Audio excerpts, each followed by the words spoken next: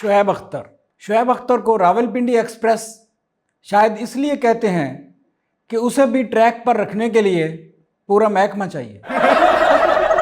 बाज़ के ख्याल में उसे रावलपिंडी एक्सप्रेस इसलिए कहते हैं क्योंकि वो भी हर स्टेशन से सवारी उठा लेता है। देखने में इतने मोटे मोटे नकूश कि कमज़ोर नज़र लोगों को भी वाज़े नज़र आता है, मगर शुएब अख्तर की गेंद इतनी तेज़ होती है कि नज़र नहीं आती। अंपायर को लगता है उसने गेंद करवाई ही नहीं, वो तो बैट्समैन की हड्डी टूटने से पता चलता है बाल करवाई थी।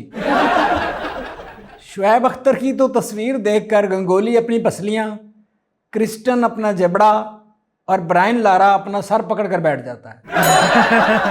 शुएब अख्तर की बॉलिंग के लिए भागने की स्पीड बहुत तेज़ होती है। ये स्पीड और भी तेज़ हो सकती है अगर किसी खातून से गपशप लगाते हुए उसे दूर से आती बीवी नज़र आ जाए।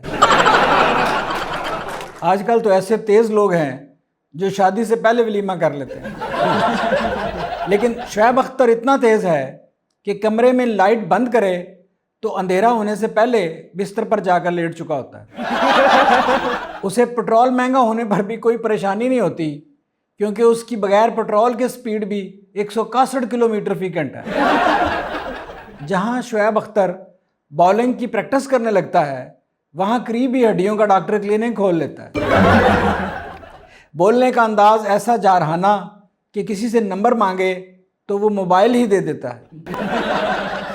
जिस्म ऐसा मजबूत कि लगता है ट्रेन की बोगी को बाजू लगे हुए हैं।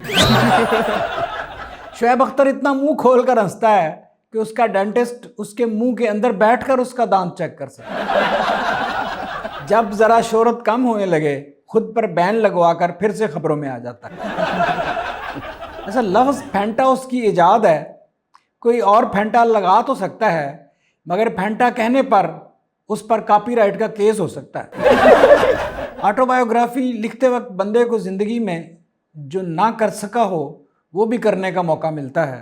शुएब अख्तर ने भी अपनी ऑटोबायोग्राफी लिखी, बल्कि अच्छे राइटर से लिखवाई, ताकि ऑटोबायोग्राफी में वो एक लीजेंड की ज़िंदगी गुजार सके।